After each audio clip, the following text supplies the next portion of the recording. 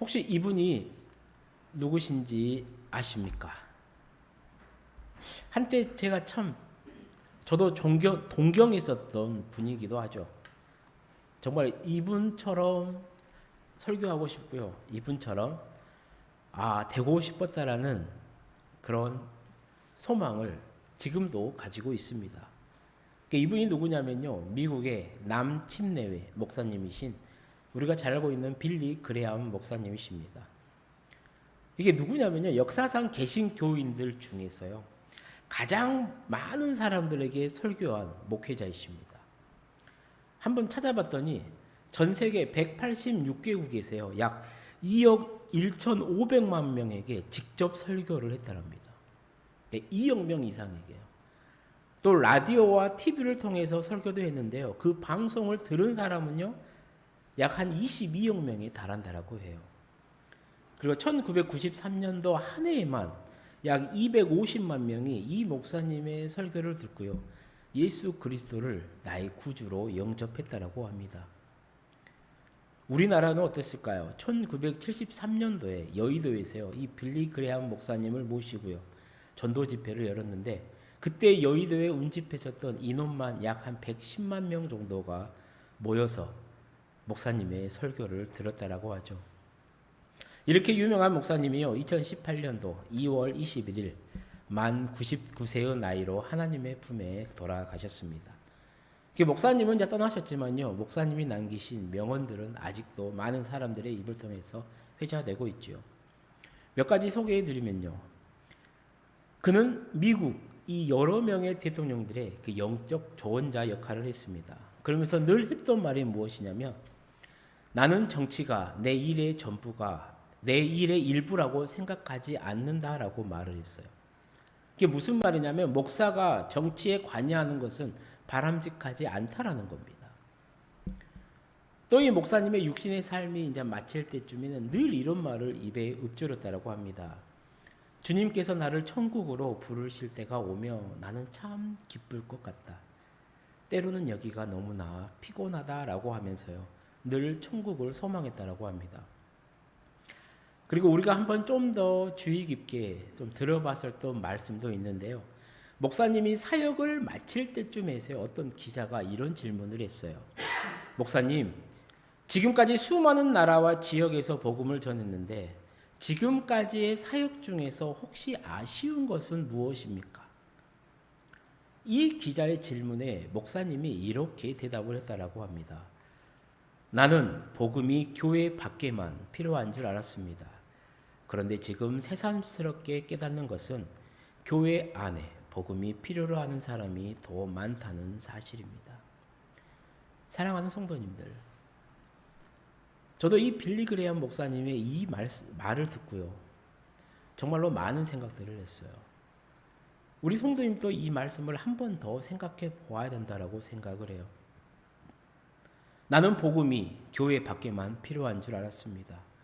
그런데 지금 새삼스럽게 깨닫는 것은 교회 안에 복음이 필요로 하는 사람이 더 많다는 사실입니다. 그렇습니다. 복음은 교회 밖에만 필요한 것이 아닙니다. 복음은 교회 안에도 필요해요. 교회에 처음 나온 성도들에게도 복음은 꼭 필요하고요. 이 복음은요, 교회를 다닌 지 수십 년이 지난 사람들에게도 꼭 필요하다라는 겁니다. 그래서 저는 오늘 우리가 반드시 알고 있어야 될 이 복음에 대해서 한번 말씀을 전하려고 합니다. 오늘 말씀을 처음 받게 된 이 고린도 교회, 우리가 잘 알고 있는 것처럼 주후 51년 사도 바울이 제2차 전도 여행을 하면서 세웠습니다. 바울이 고린도에 처음 도착했을 때 어땠냐면요. 영적으로나 육적으로나 완전히 침체된 상황에서 매우 힘들었었어요. 하나님께서 그런 바울에게요. 세 가지의 선물을 준비해 주십니다. 첫 번째가 뭐냐면 아굴라와 브리스길라 부부예요. 두 번째가 뭐였냐면 동역자였던 사역자인 디모데와 디도입니다. 세 번째가 무엇이었냐면 부활하신 예수님이에요. 이 세 가지의 선물을 하나님이 바울에게 준비해 줘요. 그리고 바울이 이 세 가지의 선물을 받습니다. 그리고 어떻게 하냐면 1년 6개월을 고린도에 머물면서요. 사람들에게 복음을 전했어요. 그런데 이 고린도, 당시의 고린도 사람들의 마음밭은요 그렇게 좋지가 않았어요. 왜냐하면 그들은 교양보다는 물질적인 부를 숭상한 사람들이었어요. 그리고 상당히 이기적이었습니다. 즉 남들은 관심 없어요. 나만 잘 되면 돼요. 이게 팽배했어요. 그리고 우상이란 우상은 다 받아들이는 종교 혼합주의자들이었다는 거예요. 그래서 이 고린도 지역에만 12개의 신을 모시는 신전이 있었다라고 합니다. 그리고 아프로디테 신전에만요 1000여 명의 여사제들이 기거하면서요 종교 의식의 하나인 이 매춘을 일삼을 정도로 성적으로 타락한 곳이 바로 이 고린도 지역이었습니다. 그러니 사람들이 이런 문화에 젖어 있어요. 그게 너무나 당연한 거예요. 그 사람들에게 바울이 복음을 전합니다. 1년 6개월 동안 머물면서요 그 사람들에게 복음을 전해요. 그리고 정말로 놀라운 전도의 열매를 맺습니다. 그리고 그렇게 고린도 교회가 설립되죠. 하지만 4년 정도의 시간이 흐르자요 고린도 교회에서 잡음이 들려오기 시작해요. 교회가 분열됩니다. 교인이 타락을 합니다. 결혼, 우상제물, 은사, 부활 문제 등 정말로 다양한 문제들이 이 고린도 지역 안에 교회 안에서 일어나더라는 거예요. 이러한 문제들을 바울이 듣게 돼요. 마음이 편치가 않죠. 그래서 바울이 주후 55년경에 예배소에 있으면서요. 그 문제의 해결 방법들을 적어서 이 고린도 교회에 편지를 써서 보냅니다. 바로 그 편지, 그 서신이 바로 우리가 오늘 본문으로 보고 있는 고린도 전서라는 것이죠. 바울은 가장 먼저요 심각한 문제였었던 교회의 분열 문제부터 해결을 해요. 그리고 바울이 이 교회가 분열된 이유가 무엇인지를 명확하게 말을 합니다. 그게 무엇이냐면 성도들이 복음을 붙들지 않았기 때문이라는 거예요. 복음을 붙잡지 않았기 때문이라는 거예요. 그리고 사도 바울의 이 진단은요 정확합니다.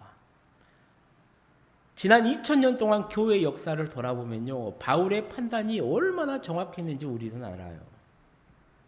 교회가요 그리스도의 복음을 반듯하게 정립하고 복음이 교회의 중심이 되었을 때 교회는 어떻게 되느냐? 부흥했습니다. 교회는 하나가 되었어요. 반면에 교회가 복음을 무시합니다. 복음 이외의 것을 더 내세웠을 때는 어떻게 됐냐? 교회가 타락했습니다. 쇠퇴했어요. 한국 교회도 마찬가지입니다. 복음의 관점에서 바라봤을 때요. 복음이 반듯하게 정립되고 복음이 중심이 되었을 때 한국 교회는 부흥했었습니다. 지금도 마찬가지예요. 교회가 하나를 이룹니다. 그런 교회는. 하지만 교회 안에 복음은 오간데가 없어요. 교회가 다른 것에 더 치중합니다. 다른 것을 더 중요시하게 여기게 돼요. 그때 그 교회 안을 들여다보십시오. 사람이 많아요? 헌금이 많아요? 아니요. 교회 안에 분열되고요. 하나 되지 못하고요. 그 교회가 서서히 무너져가는 것을 우리는 보게 되더라는 것이죠. 그리고 이거는 성도, 우리 개인의 삶도 마찬가지예요. 우리가 복음 중심으로 살잖아요. 그러면 부흥해요. 우리의 마음이 뜨거워요. 그런데 복음은 제쳐놓습니다. 다른 것이 더 중요해요. 그러면 늘 환경에 따라서 불안해요. 마음이 편하지 못합니다. 그리고 세상과 하나님 사이에서 갈등할 때요. 늘 이것 때문에 고민이 많을 것이고요. 교회 생활도 어때요? 의무감 때문에 해야 되기 때문에 재미가 없다라는 것이죠. 그렇게 이렇게요. 성도 개인이라든가 교회라든가 한국 교회가 복음을 붙들고 있느냐 아니면 복음이 아닌 다른 것을 붙들고 있느냐 하는 것은요. 매우 중요한 문제가 되더라는 것이죠. 본문으로 들어가서요. 이러한 분쟁 문제를 바울은 어떻게 결론을 짓느냐? 우리 오늘 본문 17절 말씀을 함께 보도록 하겠습니다. 그리스도께서 나를 보내심은 세례를 베풀게 하려 하심이 아니요 오직 복음을 전하게 하려 하심이로되 말의 지혜로 하지 아니함은 그리스도의 십자가가 헛되지 않게 하려 함이라. 아멘. 지금 바울은 예수님이 자신을 사도로 보내신 그 목적에 대해서 정확히 알고 있어요. 그러니까 자신을 보내신 목적이 무엇이냐면 성도들에게 세례를 베풀려고 보내신 게 아니라는 겁니다. 왜 하나님이 자신을 사도로 보냈느냐? 바로 그 목적은 복음을 전하게 하는 데 있다라는 거예요. 사랑하는 성도님들, 이 복음 전파와 세례를 베푸는 것은 서로 밀접한 연관이 있습니다. 둘 다 중요해요. 그런데 뭐가 더 중요하냐 물어봤을 때는 복음 전파가 훨씬 더 중요하다는 거예요. 왜냐하면 복음을 전파해야 예수 그리스도를 믿어야 구원을 받기 때문이라는 거예요. 세례는 무엇입니까? 내가 구원받았다는 것을 나타내는 표징이라는 거예요. 지금 바울이 왜 이야기를 하고 있느냐? 이 고린도 교회 안에서 이 문제가 발생했다는 거예요. 교인들이 내가 누구에게 세례를 받았느냐가 중요하다는 겁니다. 그래서 교회가 찢어져요. 나는 베드로에게 받았다. 나는 아볼로에게 받았다. 나는 누구에게 받았다? 나는 유명한 목사님에게 받았다. 나는 개척교회 목사한테 받았는데? 그러면 나는 아무 힘도 없네? 이러면서 교회가 찢어지더라는 겁니다. 그 소식에 바울이 마음이 아파요. 그러면서 이야기를 하는 겁니다. 야, 세례를 누구가 집례했는가가 뭐가 중요하냐라는 거예요. 네가 세례를 누구한테 받았느냐는 중요한 것이 아니라는 겁니다. 진짜 중요한 게 무엇인지 아느냐? 바로 복음 그 자체라는 거예요. 내가 예수를 믿고 구원받았다라는 그 복음 그 자체가 더 중요하다는 겁니다. 그래서 그 사실을 강조하고 있는 거예요. 그러면서 자신이 고린도에서 복음을 전파할 때는 말의 지혜로 하지 않았다라고 말을 하죠. 여기서 말의 지혜는 무엇이에요? 말을 철학적으로 아름답게 하는 것을 말을 하는 겁니다. 오늘날도 그렇습니다. 정말로 말씀 잘하시는 목사님들 계세요. 들으면 거룩해요. 부드럽습니다. 은혜로 홀리합니다. 다 맞는 말 같아요. 그러니까. 근데 그 안에 복음이 없다라면요, 다 거짓이에요. 사람들이 다 떠나요. 근데 말을 잘하지 못하는 목사님도 계세요. 더듬기도 하시고요, 말을 느리게 하시기도 합니다. 정말로 사투리를 많이 하시는 목사님도 계시더라고요. 하지만 그 안에 복음이 있다라면요, 그 모든 것들은 문제가 되지 않아요. 사실 바울도 그랬었어요. 이 고린도 지역 오기 전에 그리스 아덴, 이 아테네 지역에서 전도할 때 말의 지혜로 사용했었습니다. 우리가 아테네 하면 딱 떠오르는 게 있잖아요. 철학의 도시. 굉장히 수준이 높은 도시였어요. 사람들의 수준이. 바울 또한 거기에 못지 않았어요. 바울도 굉장히 똑똑한 사람이었습니다. 그 어느 누구에게도 지식으로 대적했을 때 뒤떨어지지 않아요. 그래서 그 아테네 그 논리적인 사람들에게요, 사도 바울이 논리로 갔다가 박으면서 전도를 해요. 그래서 결과는 어떻게 됐느냐? 실패했습니다. 몇몇 사람들이 예수님을 믿기는 했지만요, 전체적인 선교 결과를 봤을 때는 실패였어요. 그때 바울이 깨닫습니다. 복음은 말의 지혜로 하는 것이 아니구나.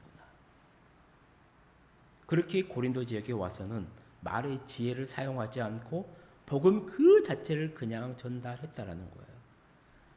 그런 바울이 오늘 본문 18절에서 이런 위대한 고백을 하게 되더라는 것이죠. 우리 함께 읽어보도록 하겠습니다. 십자가의 도가 멸망하는 자들에게는 미련한 것이요 구원을 받는 우리에게는 하나님의 능력이라. 아멘. 이 구절을 헬라의 의미를 살려가지고요, 번역하면 이렇게 번역할 수가 있죠. 십자가의 도가 멸망하고 있는 자에게는 미련한 것이요 구원을 얻고 있는 우리에게는 하나님의 능력이라. 아멘. 우리가 가진 성경과 이 원어의 의미를 살려 다시 말씀한 내용의 차이가 무엇이냐면요, 멸망하는 것도 구원을 얻는 것도 현재적인 사건이고 지낸 과정의 사건이라는 거예요. 약간은 어렵죠. 신학적인 내용입니다.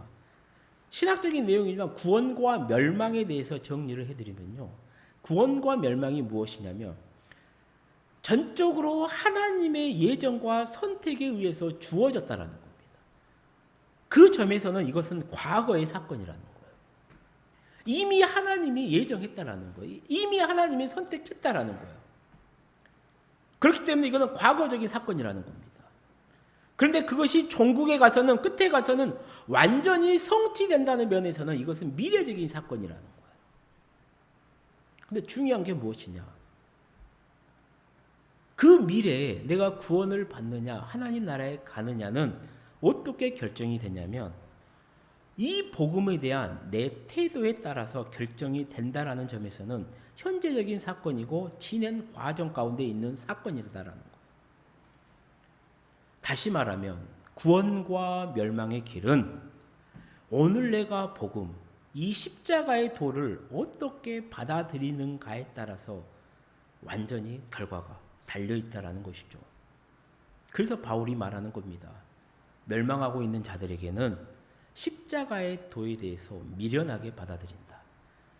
반대로 구원을 얻고 있는 우리에게, 성도들에게는 십자가가 하나님의 능력이다라고 받아들인다라는 것이죠. 자, 그렇다면 십자가의 도가 무엇입니까? 십자가의 도는요, 간단합니다. 십자가에 관한 말씀이에요. 십자가에 관한 말씀이 뭡니까? 십자가를 통해서 우리가 구원을 받았다라는 그 진리를 이야기를 해요. 즉 십자가의 도는요, 복음 자체를 가리킨다라는 것이죠. 사랑하는 성도님들, 복음이 무엇입니까? 정말로 중요한 거예요. 복음이 무엇이에요? 성경을 찾아볼까요? 복음의 출발은 어디서부터 출발을 하냐면 예수님의 오심으로부터 출발을 해요. 우리가 너무나 잘 알고 있는 요한복음 3장 16절 우리 함께 읽어보도록 하겠습니다. 하나님이 세상을 이처럼 사랑하사 독생자를 주셨으니 이는 그를 믿는 자마다 멸망하지 않고 영생을 얻게 하려 하심이라. 아멘. 그렇습니다. 하나님의 아들 예수 그리스도께서요, 우리를 구원하시기 위해 이 땅에 오셨다라는 겁니다. 우리는 이것을 성육신이라고 말을 해요. 우리 로마서 3장 25절 말씀 읽어볼까요?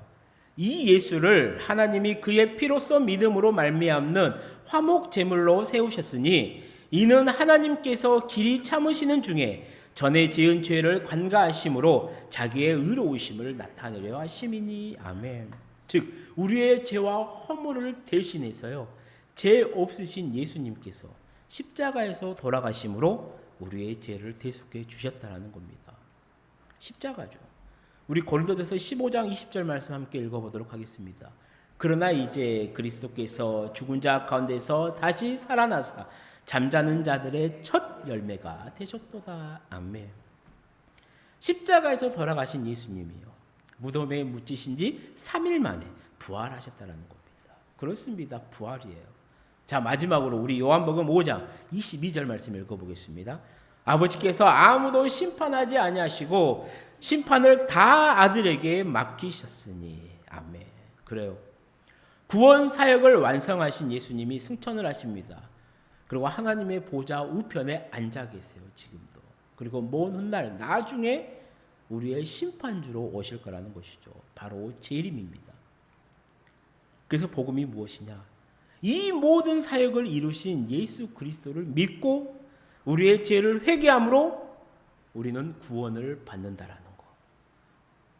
바로 이것이 복음의 내용, 핵심이라는 겁니다. 십자가의 도라는 거예요. 얼마나 간단해요.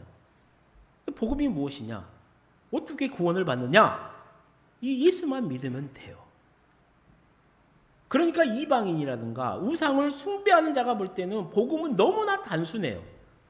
돈도 안 갖다 바쳐도 돼요. 내가 열심히 헌신 안 해도 되는 것 같아요. 뭐 안 해도 돼요? 할 수 있는 건 뭐예요? 그냥 예수만 믿으면 돼요. 야, 너무 쉽다. 나도 그거 하겠다. 그렇게 사람들이 미련하더라는 겁니다. 근데 바울은 그렇지 않다라는 거예요. 그 십자가의 도야말로 구원을 이루는 우리에게 있어서 하나님의 능력이 된다라고 강조하더라는 것이죠. 사랑하는 성도님들, 예수를 믿는 우리에게요, 정말로 이 십자가의 도가 빠지면요, 알맹이 없는 정말 쭉정이와 같습니다. 생각해 보세요. 예수의 십자가가 없다. 예수의 십자가가 그 교회에 없다. 나에게 예수의 십자가의 은혜가 없다는데 어떻게 거기에서 능력이 나타나겠으며, 어떻게 그곳에 기쁨과 감사가 넘쳐나겠냐고요. 하지만 이 십자가의 도를 바로 알고요, 이 십자가를 바로 믿는 자들에게는 십자가가 너무나도 좋아요. 그래서 십자가를 노래하게 되어 있다는 것이죠. 우리가 정말로 좋아하는, 아마 다들 읽어보셨을 거예요. 팬인가 제자인가. 카일 아이들만 목사님이 지었던 이 책의 챕터 11번을 보게 되면요, 이 십자가에 대해서 이렇게 노래를 합니다. 패배를 상징하던 십자가, 제자에게는 승리의 상징이라네. 죄책감을 상징하던 십자가, 제자에게는 은혜의 상징이라네. 유죄를 상징하던 십자가, 제자에게는 자유의 상징이라네. 고난과 고통을 상징하던 십자가, 제자에게는 치유와 소망의 상징이라네. 죽음을 상징하던 십자가, 제자에게는 생명의 상징이라네. 흉물스러워 보이는 십자가, 제자에게는 그렇게 아름다울 수가 없다네. 이 얼마나 놀라운 고백입니까? 오늘 아침 정말로 우리 성도님들도 이 십자가의 도를 바로 알아서요, 이 십자가를 찬양하고 이 십자가를 노래할 수 있으시기를 축복합니다. 또 이 십자가를 바로 알고 있는 사람에게는요, 하나님께서 예비하신 정말로 놀라운 축복의 삶이 보장됩니다. 유기성 목사님이 쓰신 책이 있어요. 예수님의 사람. 여러 책들과 교재인데, 이 목사님이, 유기성 목사님이 예수님을 영접한 사람들에게는 세 가지의 약속된 삶이 있다라고 소개를 합니다. 첫 번째는 무엇이냐면요, 아무런 부족함도 느끼지 못할 정도의 만족한 삶이라는 거예요. 그러니까 성경에도 그래요. 예수님이 사마리아 수가성 여인에게 이렇게 말씀을 하세요. 요한복음 4장 14절 말씀 함께 읽어볼까요? 내가 주는 물을 마시는 자는 영원히 목마르지 아니하리니 내가 주는 물은 그 속에서 영생하도록 솟아나는 샘물이 되리라. 아멘. 사랑하는 성도님들, 영원히 목마르지 않는다라. 이 말씀은요, 아무것도 부족함이 없다라는 거예요. 그래서 다윗도 시편 23편 2절에서 이렇게 고백하죠. 그가 나를 푸른 풀밭에 누이시며 쉴만한 물가로 인도하시는도다. 아멘. 필립 켈런 목사님이 썼던 그 책 가운데 양과 목자라는 책이 있어요. 양들의 생리에 대해서 말을 합니다. 그 가운데 네 가지의 조건을 충족시켜주지 않는 한 양은 절대로 눕지 않는다라고 해요. 첫 번째 조건은 무엇이냐면요, 두려운 것이 주변에 없어야 된다라고 해요. 두 번째는 뭐냐면 이 양 무리 안에서 싸움이 일어나면 안 된다라고 합니다. 세 번째는 파리나 기생충들이 자신을 괴롭히지 않아야 된대요. 네 번째는 무엇이냐면 배부르게 꼴을 먹어야 바로 누울 수가 있다라는 거예요. 다시 말하면 그가 나를 푸른 풀밭에 누이시며라는 말씀에는 이 네 가지의 조건이 모두 다 갖췄다라는 것을 이야기하더라는 것이죠. 그리고 그 조건은 하나님을 목자로 삼는 자에게 주어진다라는 겁니다.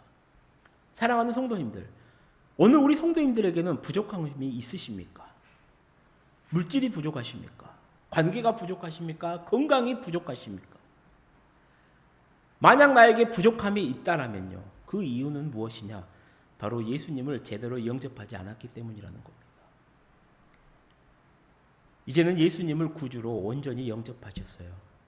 정말로 예수님이 여러분의 목자가 되셔서 여러분을 만족함으로 인도해 주시기를 축복합니다. 두 번째 약속된 삶은 무엇이냐면요, 주위에 엄청난 영향을 끼치는 삶을 살게 되더라는 거예요. 우리 요한복음 7장 37절 38절 말씀 함께 읽어보도록 하겠습니다. 명절 끝날 곧 큰 날에 예수께서 서서 외쳐 이르시되 누구든지 목마르거든 내게로 와서 마시라. 나를 믿는 자는 성경의 이름과 같이 그 배에서 생수의 강이 흘러나오리라 하시니라. 아멘. 여기에서 생수의 강이 흘러나오니라 라는 말은요, 무엇입니까? 그냥 물이 계속 흘러간다라는 거예요. 주위에 엄청난 영향을 미친다라는 겁니다. 그러므로 우리가 예수님을 믿는 사람이라면요, 교회 안에서는 물론이고 내 가정에서, 내 직장에서, 내가 생활하는 모든 곳에서요, 그 은혜를 끼치며 살아야 된다라는 것이죠. 세 번째 약속된 삶은 무엇이냐면요, 시험을 만날 때 넉넉하게 이길 수 있는 삶을 살게 되더라는 것이죠. 로마서 8장 우리 35절에서 37절 말씀을 함께 읽어보도록 하겠습니다. 누가 우리를 그리스도의 사랑에서 끊으리요? 환난이나 권고나 박해나 기근이나 적신이나 위험이나 칼이라 기록된 바 우리가 종일 주를 위하여 죽임을 당하게 되며 도사당할 양같이 여김을 받았나이다 함과 같으니라. 그러나 이 모든 일에 우리를 사랑하시는 이로 말미암아 우리가 넉넉히 이기느니라. 아멘. 그렇습니다. 그리스도인은 누구냐? 아무리 큰 환난과 시험을 당하고요, 그 어떤 위협이, 고통과 위협이 따라온다고 할지라도요, 넉넉히 이길 수 있는 사람이라는 거예요. 그리고 우리가 이길 수 있는 이유는 무엇이냐? 바로 하나님의 사랑 때문이라는 거예요. 그 사랑에서 우리를 끊을 수 있는 것은 아무것도 없기 때문이다라는 겁니다. 사랑하는 성도님들, 이제 말씀을 마치려고 합니다. 바울이 그렇게 확신했던 십자가의 도, 복음의 힘은요, 이렇게 대단합니다. 그런데 왜 많은 성도들이요, 이런 축복된 삶을 살지 못하고 좌절하고 불안하고 염려하고 낙심하며 살아가는 것일까요? 정말로 이유는 간단한 것 같습니다. 교회는 다니는데, 예수님을 믿기는 하는데, 이 십자가의 도가 하나님의 능력인 것을 모르고 있기 때문이라는 겁니다. 정말로 오늘 아침에 사랑하는 우리 쉼을 얻는 교회 모든 성도님들은요, 다시 믿음의 본질로 돌아가시기를 소망합니다. 그래서 바울이 자신 있게 고백했었던 오늘 본문의 18절 말씀이 나의 고백이 되어지기를 축복합니다. 우리 오늘 본문 18절 말씀을 다시 한번 읽어보도록 하겠습니다. 십자가의 도가 멸망하는 자들에게는 미련한 것이요 구원을 받는 우리에게는 하나님의 능력이라. 아멘. 그렇습니다. 사랑하는 우리 쉼을 얻는 교회 모든 성도님들, 십자가는 우리에게 능력이 됩니다. 세상을 이길 힘이 되고요, 나의 욕심과 욕망을 이길 힘이 되더라는 겁니다. 이 진리의 사실을 믿으시기를 축복해요. 그래서 오늘 아침 사랑하는 우리 모든 성도님도 이 십자가를 단단히 붙잡으시기를 축복합니다. 아마 세상은 말할 겁니다. 십자가는 아무 쓸모없는 거라고, 패배자들의 무덤이라고 말이죠. 하지만 그런 마귀의 소리에 귀를 기울이지 마시고요, 오늘 하나님이 나에게 말씀하시는 이 복음의 소리에 귀를 기울이시고, 사랑하는 우리 모든 성도님들에게 이 십자가가 하나님의 능력이 되어서 이번 한 주간도 이 십자가 붙들고 주님 안에서 평안하고 승리하고 부족함 없는 복된 삶으로 복음의 전달자가 되시기를 주님의 이름으로 축원합니다. 기도하시겠습니다. 사랑의 하나님 아버지, 오늘 우리 모두도 나를 위해 십자가를 지신 예수 그리스도를 믿는 믿음을 더하여 주옵소서. 나를 사랑하사 지신 그 십자가의 은혜와 사랑을 깨달아서 십자가를 바라보며 승리하는 믿음의 한 걸음을 내디딜 수 있도록 주님 인도하여 주옵소서. 그래서 삶의 자리에서 그 십자가의 놀라운 능력으로 믿음을 선택하며 승리하며 사는 우리 모두가 될 수 있도록 주님 은혜 베풀어 주옵소서. 예수님의 이름으로 기도드립니다. 아멘.